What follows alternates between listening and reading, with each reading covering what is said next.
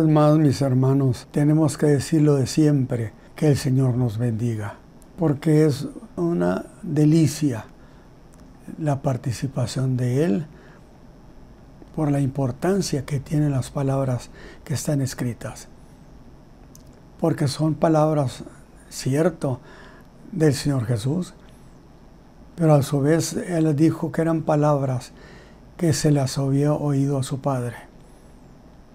Entonces, esto nos da una idea del valor estratégico que tiene todo lo que está escrito ahí.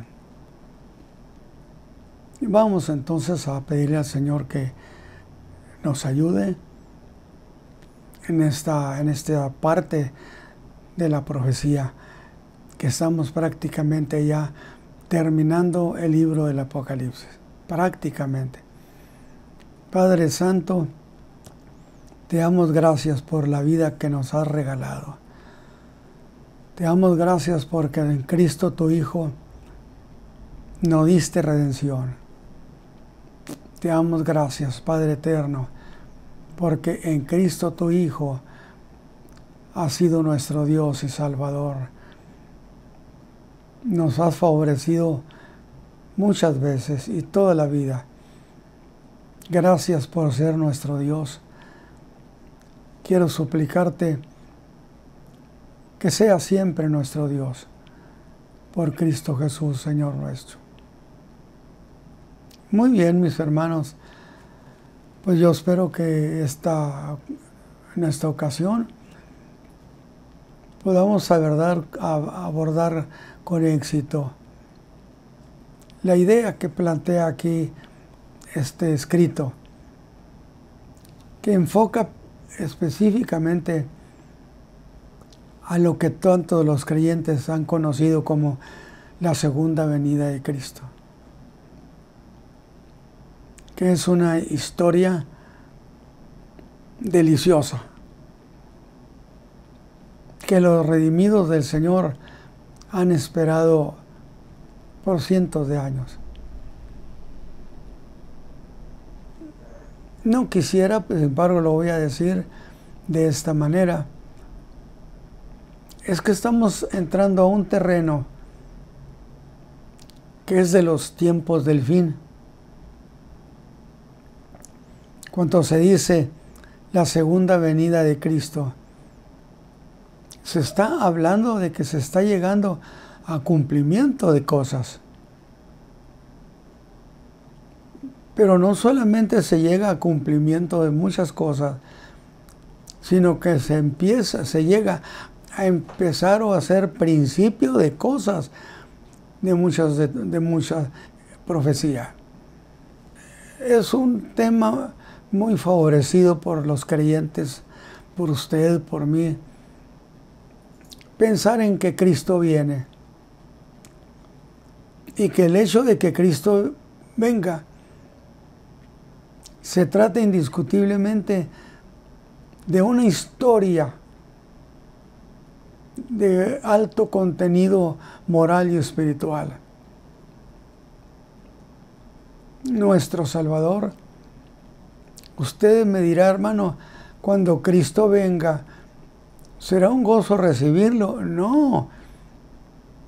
Cuando sea la segunda venida, venimos con Él, que es un concepto distinto a cuando Él venga, lo vamos a recibir.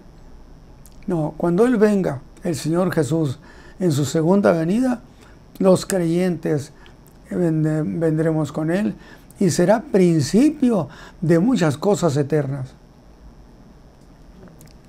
Por esa razón, no puedo pasar por alto esta cuestión tan importante,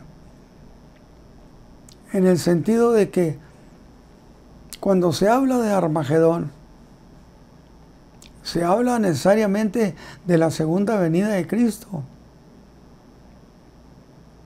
Pero cuando se habla de la segunda venida de Cristo, se asocia y se habla de muchas otras cosas que tienen cumplimiento allí. Y yo hice una explicación que yo ruego al Señor y les pido a ustedes que no la olviden, porque no son 2 ni 3 venidas. La Escritura nos autoriza a decir segunda venida, es decir, 2 venidas. Y expliqué por qué razón eso de decir primer venida, segunda venida. ¿En qué sentido?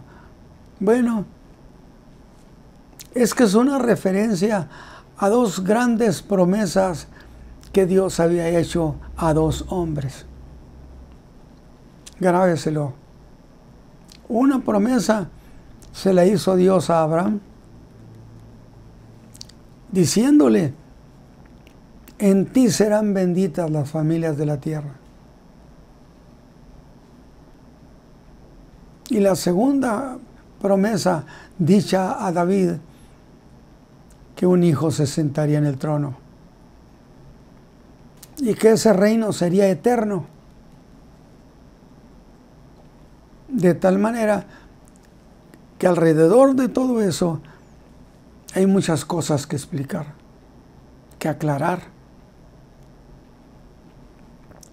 Consecuentemente, eso de que Dios le dijo a Abraham: en ti serán benditas las familias, exigía, lo he dicho, exigía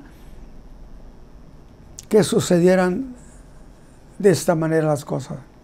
Es decir, era necesario que quien viniera a cumplir esas promesas necesariamente tendría que ser uno de nosotros.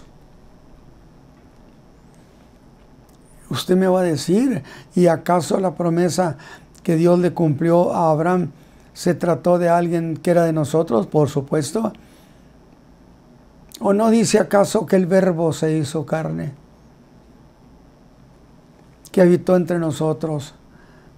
Dice textualmente que era uno de nosotros. ¿Por qué? Porque se hizo carne, que habitó entre nosotros y que vimos su gloria. Lo que implica esto es lo siguiente, hermano, que al decir que era necesario que fuera uno de nosotros, implicaba además que tuviera que vivir entre nosotros. Y el Verbo se hizo carne. Y aquel Jesús estuvo entre nosotros, vivió entre nosotros. A los suyos vino, dice la Escritura, aunque los suyos no le recibieron. Les dio potestad de ser hechos hijos de Dios a los que creen en su nombre. Entonces, número 1, ¿cómo se cumplió la promesa que Dios le hizo a Abraham? Se cumplió que el Verbo se hiciera carne. Y que yo hice una precisión que no sé si alguna vez la volví a insistir en ella, pero voy a decirlo así. El Verbo se hizo carne. Algunos me han dicho, debería decir se hizo hombre. El Verbo se hizo hombre. Y entonces yo preguntaría, ¿de qué familia? ¿De qué tribu? ¿De qué raza? Porque si la cuestión es que el que vino se hizo de una tribu, de una familia, entonces su redención, su salvación, sería una cuestión muy reducida. Redimiendo solo a un grupo escogido, estrictamente. Pero cuando usted dice lo que dice Juan, y aquel Verbo se hizo carne, es más implicativo, porque al decir se hizo carne, involucra a toda la raza humana. Y el que fue a la cruz del Calvario entonces iba en representación de toda la raza humana.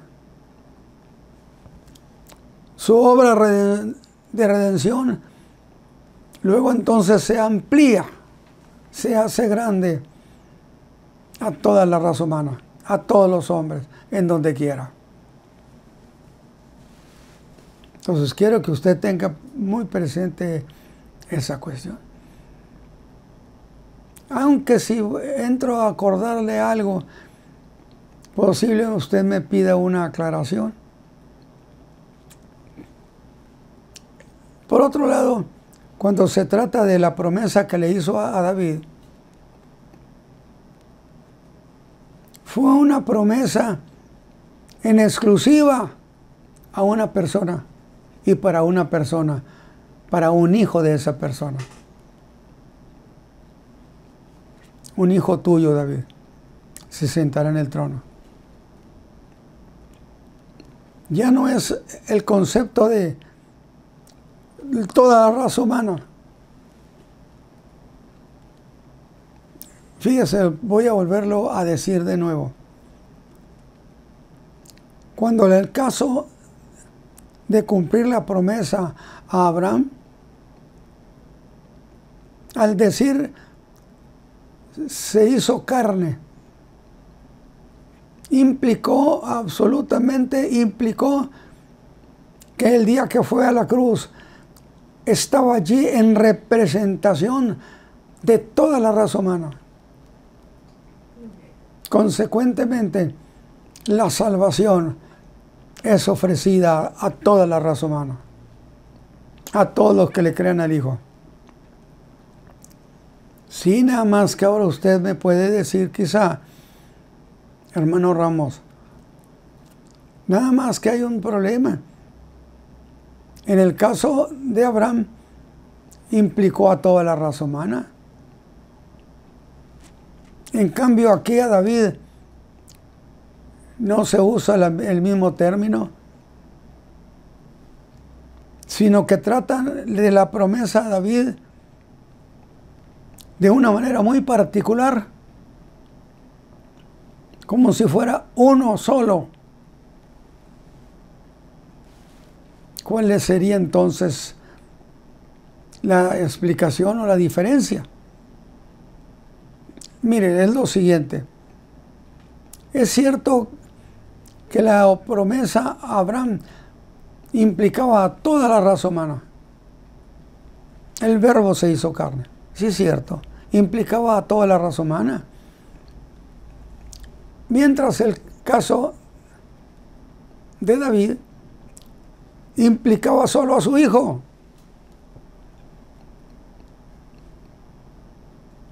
Usted me diría, ¿por qué solamente a su hijo? Bueno, por la sencilla razón de que aquí en el caso de David está hablando de un hijo gobernando toda la tierra. Voy de nuevo.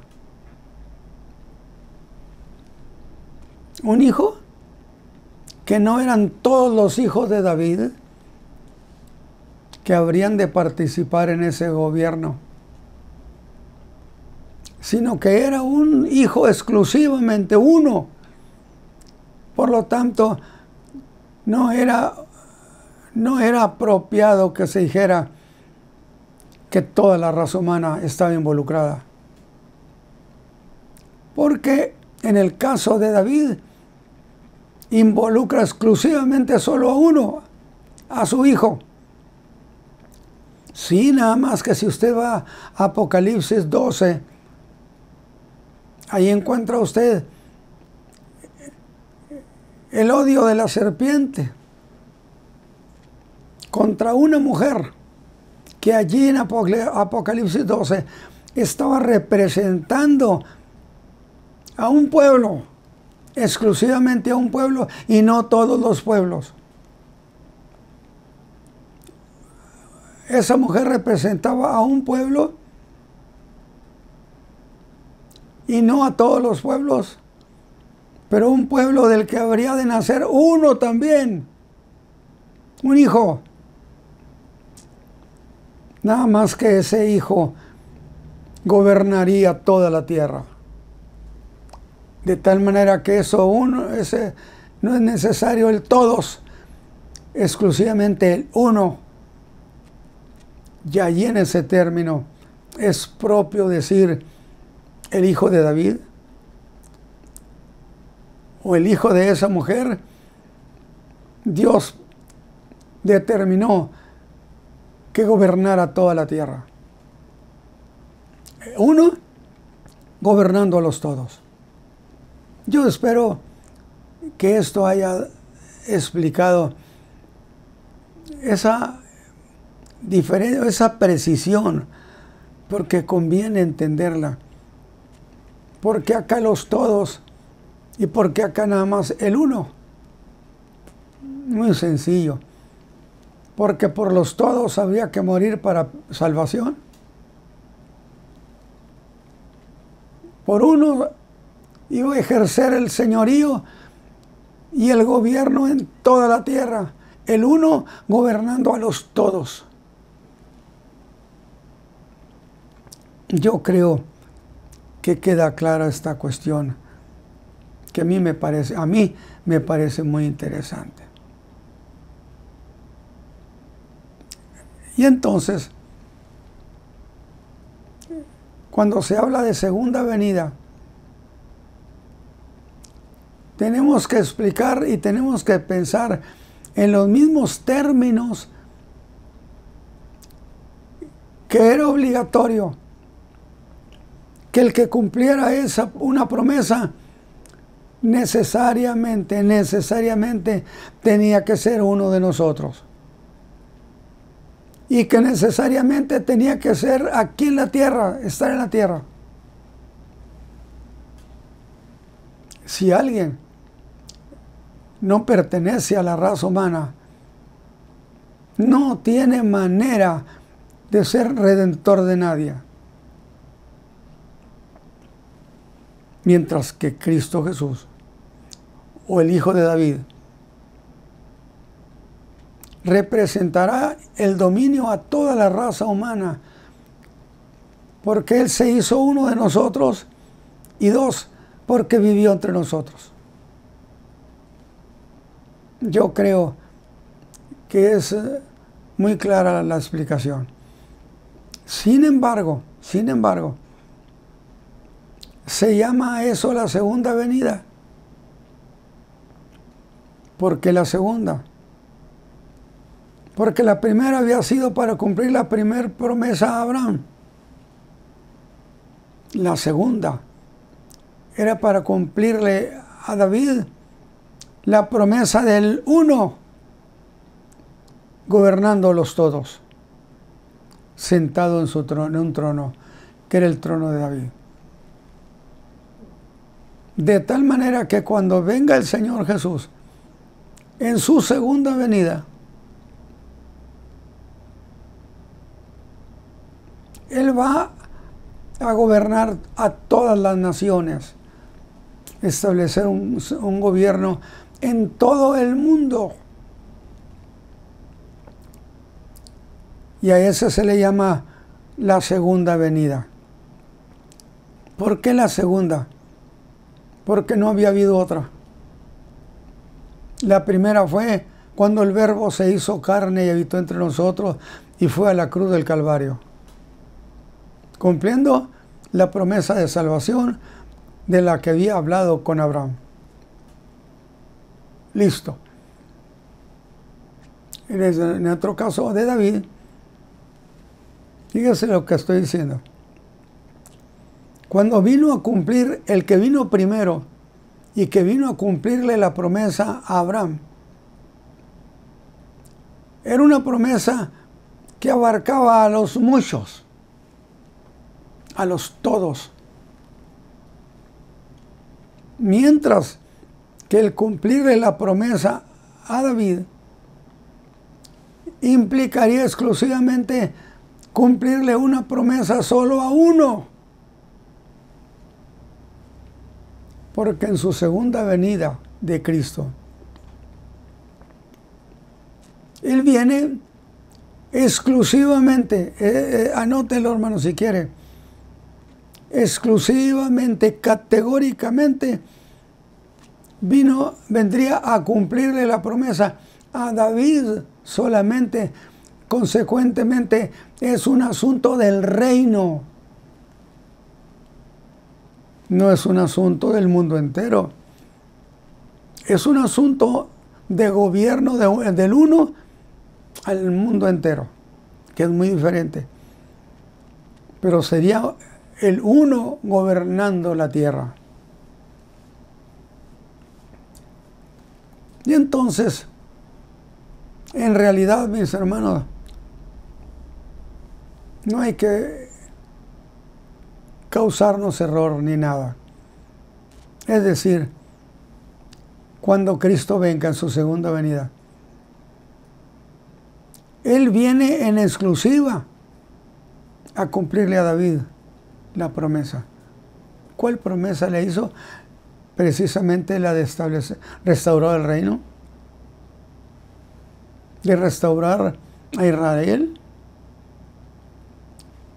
Consecuentemente, no se debe querer explicar que el Señor abarcará muchos otros compromisos. El Señor viene en exclusiva a cumplirle la promesa a David, a nadie más. Nada más que en ese cumplimiento suceden muchas cosas. Muy bien, pues entonces, pero yo he dicho, a mí en lo personal, me parece necesario siempre hacer aclaraciones. Siempre. Como los que acabamos de hacer acerca de Abraham y acerca de David. El que vino a cumplirle a Abraham no tuvo nada que ver con establecer ese reino. El que viene a cumplirle a David se concreta al reino prometido a David.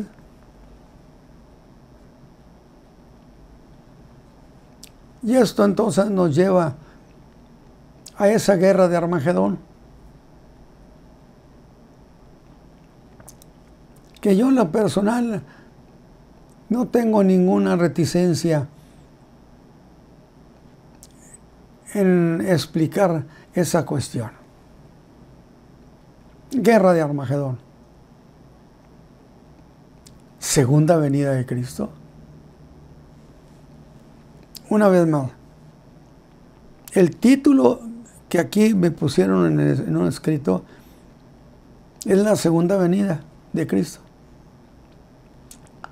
Con toda legitimidad yo pudiera decir Armagedón, segunda venida de Cristo. Porque el Armagedón no es ajeno a lo que llamaríamos la segunda venida de Cristo.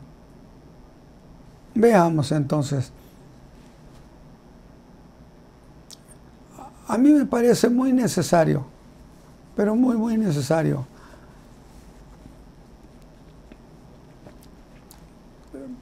poner atención en lo siguiente, muy necesario.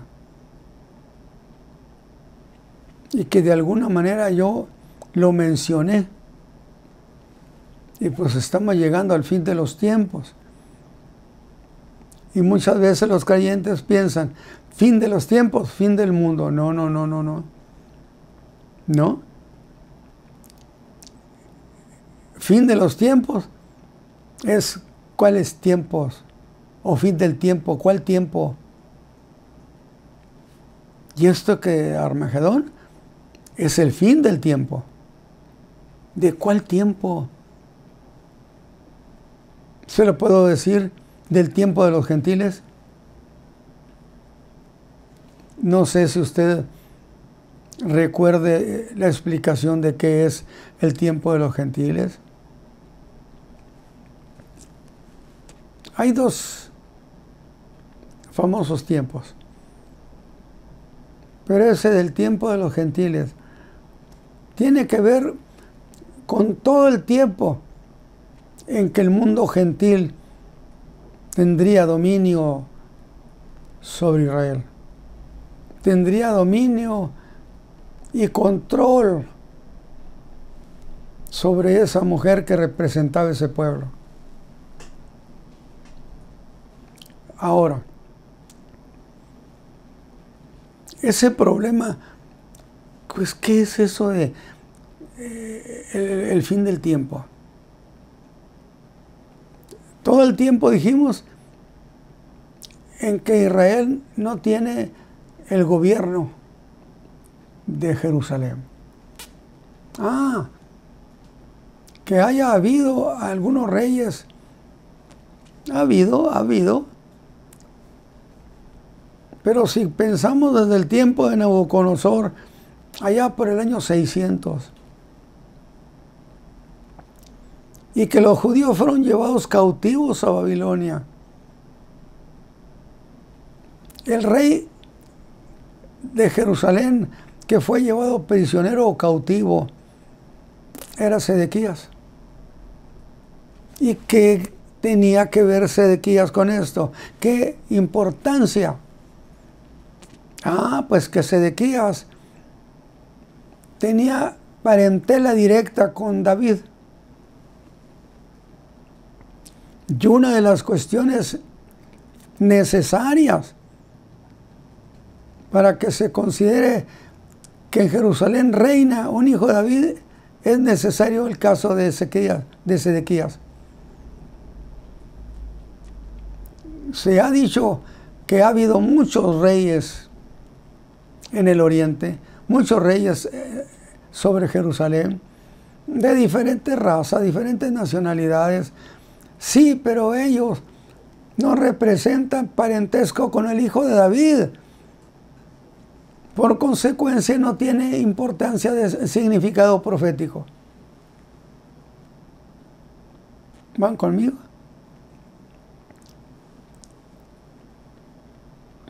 Entonces, para que se reconozca que Israel tiene rey y se reconozca que Jerusalén es la capital de ese reino,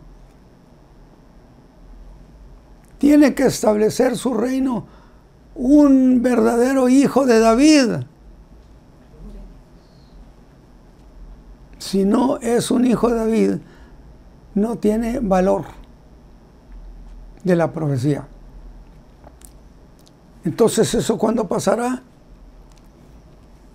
Es desde el año 600 antes de Cristo, cuando empezó a contar el tiempo de los gentiles. El tiempo de los gentiles se empezó a contar allá por el año 600 antes de Cristo. La pregunta es entonces, ¿cuándo terminará? ¿Cuándo? Cuando venga el hijo de David. Es decir, eso es lo que dice, ahora sí, es la segunda venida de Cristo, el hijo de David. Consecuentemente, hay rey en Israel. Existe el gobierno de Cristo en la tierra. ¿Por qué decimos eso?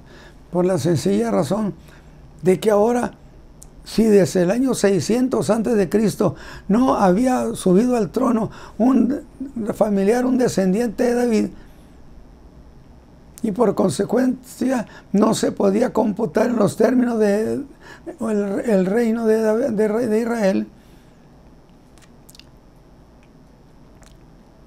Pero ahora que viene el descendiente de David, que viene el hijo de David, ese reino es establecido. Y se termina el tiempo. Alguien me dijo, pero diga, ¿se termina cuál tiempo, hermano Ramos? ¿El tiempo de los gentiles? ¿Por qué se dice que se termina el tiempo de los gentiles? Porque ellos dejan de tener señorío y dominio sobre Israel. No tendrían dominio sobre esa mujer que representa al pueblo que nos dio a ese hijo. Entonces por eso dije, de los tiempos, fin del tiempo, ¿cuál tiempo? En este caso es el tiempo de los gentiles. Sin embargo, el apóstol Pablo lo expliqué un día. Nos habla acerca de que Israel ahora le cree al Señor. Y también tengo que hacer aclaración en ese detalle. Porque yo dije que era el Israel incrédulo, que Pablo nos había dicho en Romanos 11:25. Pero eso parecería decir que Israel no cree en el Mesías. Yo no dije eso. Israel siempre ha creído en que tiene que venir un Mesías suyo, que Dios les prometió. O sea, ellos no han sido incrédulos a que habría de venir el Mesías prometido por Dios. No. Ellos eran incrédulos y lo son incrédulos o eran incrédulos a aceptar que el Mesías era Jesús, el Cristo, el profeta de Nazaret. Yo no sé si esto aclaró bien las cosas. Es decir, ellos han creído que Dios les prometió enviarles un Mesías. Y que está registrado en muchos escritos, como cuando ese pueblo sufrió persecución, sufrió lo que sufrió al ser llevado a Babilonia, a Medo-Persia, a los diversos países de la tierra. Nunca dejaron, dice los escritos de ellos, nunca dejaron de preguntarle a Dios, ¿dónde está nuestro Mesías? ¿Por qué razón? Porque ellos seguían creyendo. Israel nunca ha dejado de creer en el Mesías.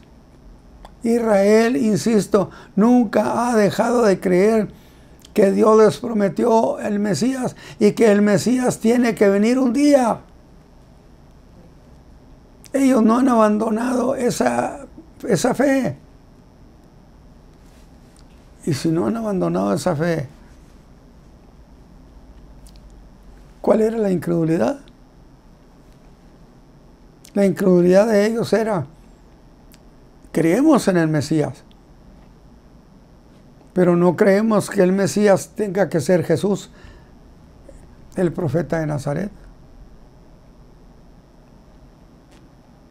Yo no sé cómo anda mi tiempo esta ocasión,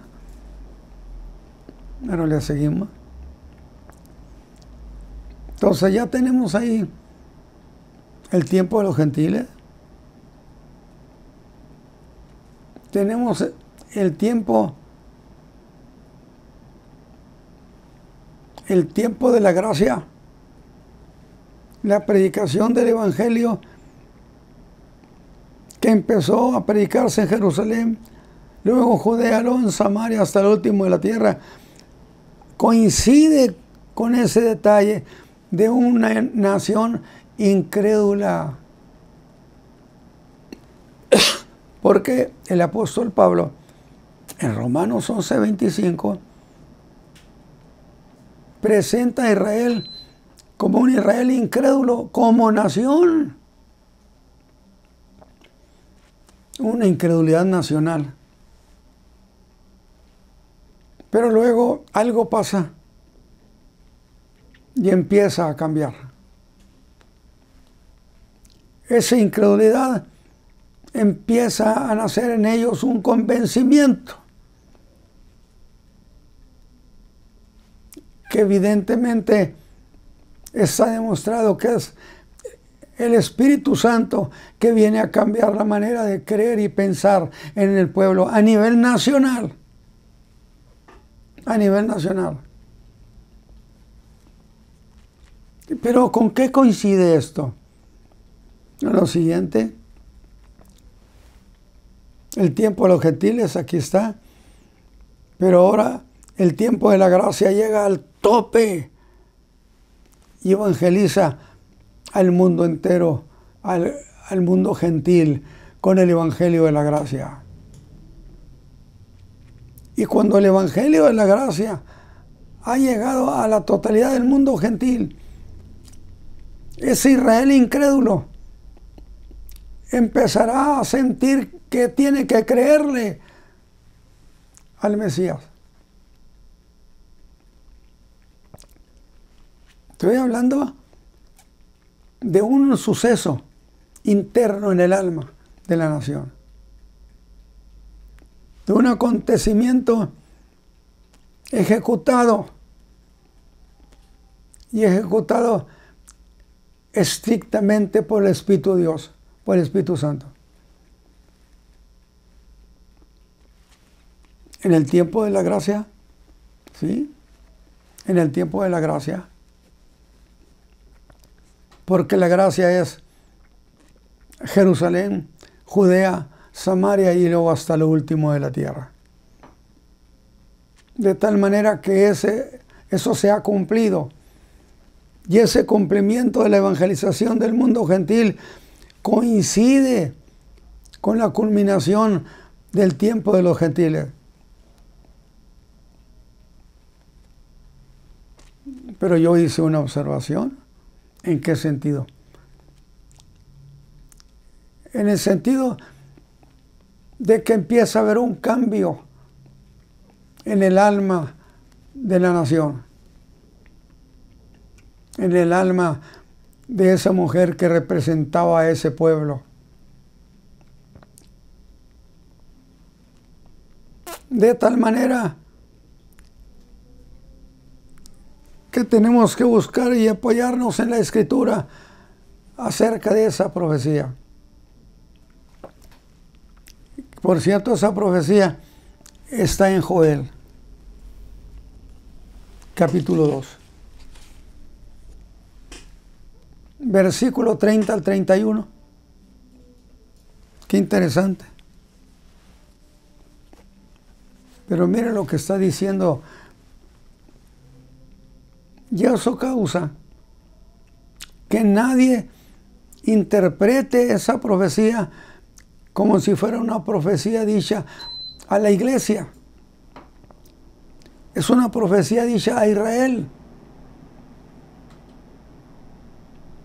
Y dice el Espíritu de Dios, dice Dios, y daré prodigios en el cielo y en la tierra, sangre y fuego y columnas de humo.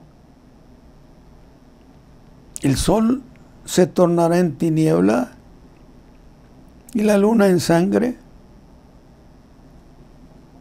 Antes, fíjese bien, antes que venga el día espantoso de Jehová.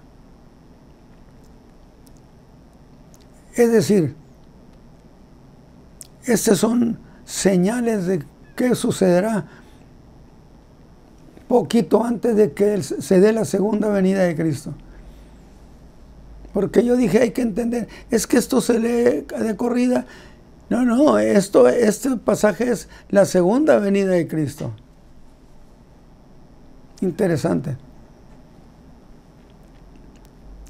Pero cuando estoy leyendo yo esto, yo sé que muchos de mis hermanos que me están escuchando, que conocen todas estas enseñanzas, podrían decir, hermano Ramos, aquí está todo lo que está pasando en el cielo, las estrellas, la luna, todo esto, hermano, que está pasando, son señales de la venida de Cristo. De la venida de Cristo por la iglesia, diría. Sin embargo, también me veo obligado, por eso buscaría la manera de que yo explique bien esto. Qué bueno que tenemos o que tuvimos a Pablo, el gran entendedor de la fe. Porque no vendrá el Señor. Y ahí está hablando, en 1 Tesalonicenses, está hablando del arrebatamiento de la iglesia, de venir por la iglesia, no de venir a restaurar el reino de David. Y dice así, porque no vendrá el Señor. Y yo le pregunto, ¿y por qué no vendrá? ¿Por quién, Pablo? Porque no vendrá por la iglesia, sin que antes venga la apostasía y 2, se manifiesta el hombre de pecado. Y me diría, usando sus dedos y anotándolos así, ten en cuenta, estas son 2 señales, no tienen que ver con la segunda venida de Cristo. Son 2 señales que tienen que ver con la venida de Cristo por la iglesia. Porque sonará la trompeta, dijo. Cuando suene la trompeta, los muertos en Cristo resucitarán primero. Cumpliendo la palabra de Romanos. Y si el espíritu de aquel que levantó a Jesús de los muertos mora en vosotros, vivificará también vuestros cuerpos mortales. Es decir, si están muertos les va a dar vida. Y entonces el Espíritu Santo que levantó a Jesús es el mismo Espíritu que levantará a la iglesia para tener un encuentro con el Señor. Pablo, ¿y en dónde será el encuentro? Y Pablo dice, encontraremos al Señor en los aires. Luego, en ninguna parte, en los aires, allí nos habrá de recibir el Señor Jesús. Y así estaremos para siempre. ¿Con quién? Con Él. No hubo un cambio de cosa, no. Con Él estaremos para siempre. Mientras que Pablo explicó muy bien las señales que tienen que ver con la segunda venida. Usted anótelo, mi hermano, revíselo. ¿Y sabe qué dice la Escritura? Pues se lo voy a decir.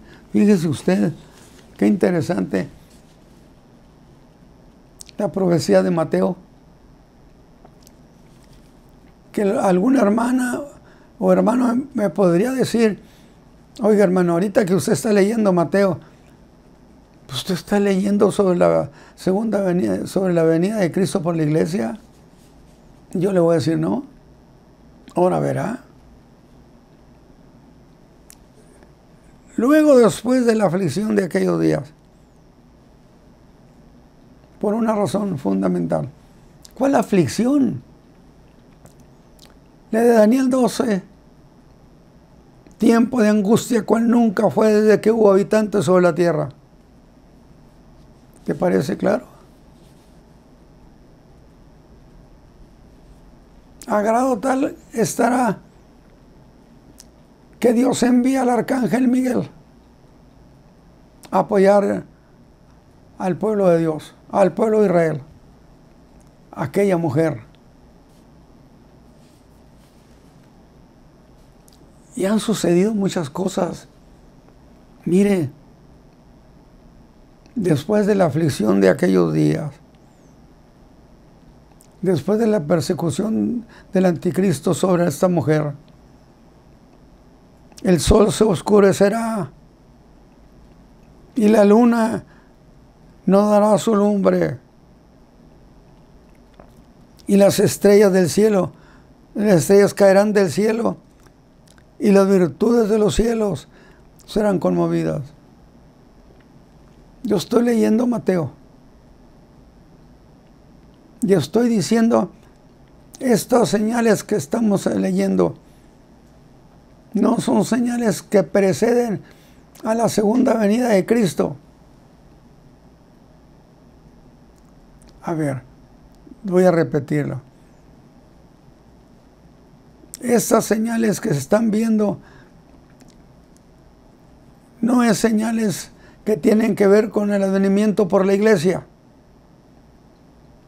Esas señales tienen que ver con la segunda venida de Cristo por su pueblo, con su pueblo. A ver, déjeme hacerlo de nuevo. Me interesó.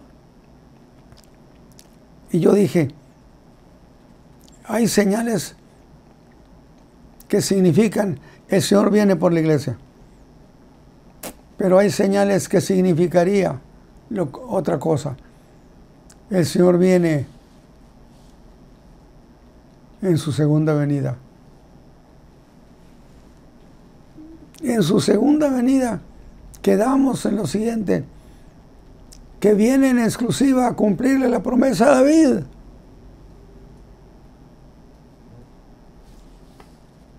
No estamos, Pablo no está diciendo, Mateo, de ninguna manera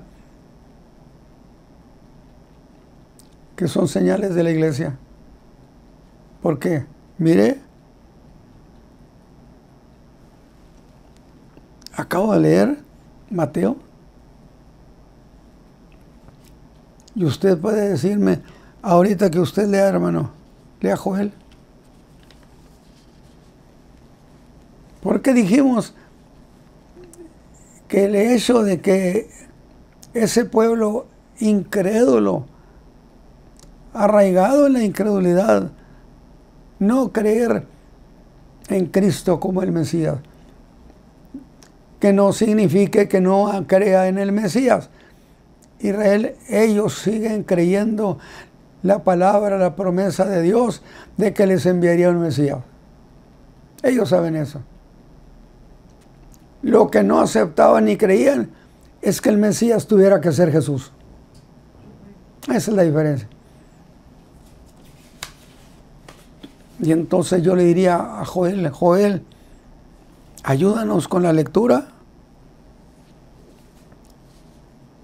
Porque yo estoy diciéndole a los hermanos que me están escuchando, yo les estoy diciendo que sucede todo esto y parece que estoy leyendo el mismo pasaje. Porque yo estoy diciendo en Joel capítulo 2, versículo 30 al 31, veré prodigios en el cielo y en la tierra, sangre y fuego y columnas de humo. Y el sol se tornará en tiniebla y la luna en sangre, antes que venga el día grande y espantoso de Jehová. Esto lo he leído junto con el de Mateo. Por consecuencia, podría decir mi hermano, pero si usted está leyendo el mismo pasaje, sí, estoy leyendo el mismo pasaje, pero no es por la misma causa.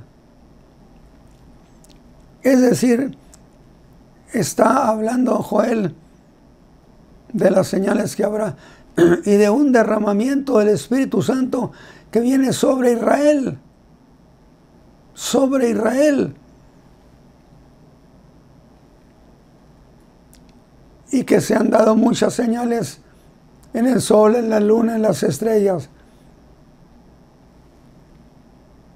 Pero que todas esas señales tienen que ver con la segunda venida de Cristo, estrictamente. Fíjese usted lo que les voy a leer. Entonces, resulta, no sé si aclaré bien, Joel está diciendo, hermanos, ya han visto todas estas señales en los cielos, definitivamente. Algo va a pasar con la nación de Israel.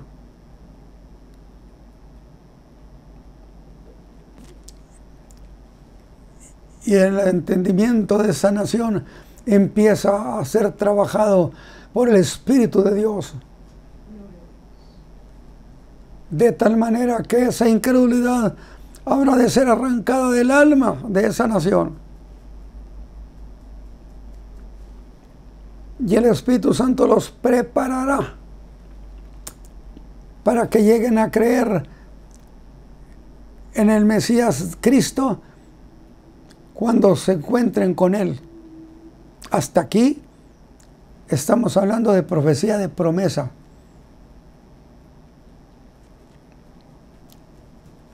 Viene el Espíritu Santo y empezaría a trabajar el alma de la nación. Y resulta que la profecía de Mateo agrega algo más, que es precisamente, y después de la aflicción de aquellos días. ¿Qué va a pasar, Mateo? Y después de la aflicción de aquellos días, pasará esto en el cielo, se abrirán los cielos. Y las tribus de la tierra y las naciones verán al Hijo del Hombre, que viene con sus ejércitos. Verán al Hijo del Hombre. ¿Y quién creen que es el Hijo del Hombre? Es Cristo Jesús viniendo. Viniendo en lo que así podemos llamar segunda venida de Cristo. Es decir, la segunda venida de Cristo tiene un momento específico. Y yo he querido hacer énfasis a esta cuestión. Mateo y Lucas están de acuerdo. De tal manera, usted me dice, entonces ya en ese momento ellos ya creen en el Mesías. No, ellos siguen creyendo que Dios prometió y que va a venir. Pero que algo está pasando, que esté pasando, ¿de acuerdo? Nada más que el que viene en un brioso corcel. Una leyenda que dice, Rey de reyes y Señor de señores. No me diga usted que ese no es el verbo de Dios, cuando que la profecía también lo dice, el verbo de Dios. De tal manera que ese pueblo que estaba por ser aniquilado, según lo que nos conocemos de la profecía, sin duda está en una condición de pena y de tristeza y de preocupación, de la que ya ha vivido muchas veces en la historia de miles de años. Pero de repente llega el del brioso corcel, Rey de reyes y Señor de señores. Y la nación entera irá a recibirlo, porque ellos tendrán que pensar, este sí es el prometido que Dios nos había dado. No como, yo le agrego, no como aquel que llegó en un asnito. Resulta que el que llegó en el asnito también era el Mesías, que ahora está viniendo en brioso corcel. Y la nación entera, ahora que ha sido trabajada por el Espíritu Santo, lo recibe con profunda alegría. Zacarías 14. Pero no solo eso. Yo he dicho, ¿cómo se imagina usted que el Señor llega con ellos, los recibe? A mí me parece que hace esto, abre sus brazos. Y sucede algo. Y la gente, la nación dirá, ¿y estas heridas que tienes en tus manos? Zacarías 13. Es que herido fui en casa de mis amigos. Y entonces dice que el Espíritu de Dios caerá sobre la nación. y le creerán y se convertirán al Señor en un solo día. Y esta historia termina maravillosamente. Yo creo que ahí puedo dejar esta participación el día de hoy. Me faltó solamente Lucas 21-24. Se lo voy a leer. Y caerán a filo de espada y serán llevados cautivos a todas las naciones. Esa es una profecía que se cumplió el año 70. Y Jerusalén será hollada de los gentiles, o sea, pisoteada, hasta que los tiempos de los gentiles se cumplan. Es decir, llegó el verdadero Hijo de David, los tiempos de los gentiles se cumplen, y entonces esta gente deja de reinar sobre este pueblo. Alabado sea Dios. Así que, mis hermanos, esto tiene un final precioso. Una vez más quiero decirlo. Un final precioso. ¿Por qué? Porque daban por perdido toda causa. Pero ahora están en dicha, en alegría, en gozo, y el Señor está con ellos. Y gritarían: es el Rey, es el Rey, es el Rey, es el Rey. Pero el Espíritu Santo ha causado en ellos una convicción profunda. Y nunca más volverán a dudar y dejar de creer en Él. Que el Señor me los bendiga, mis hermanos. Padre eterno, muchas gracias porque nos has ayudado y nos has permitido enseñar esta palabra. Bendice a tus hijos que han oído en muchas partes de la tierra, pero que tengan la alegría y el gozo de que los tiempos vendrán a bendición, que la tierra tiene todavía un tiempo feliz, que el pueblo disfrutará todavía en la presencia de su Señor y Salvador Jesús. Gracias, Padre eterno. Amén.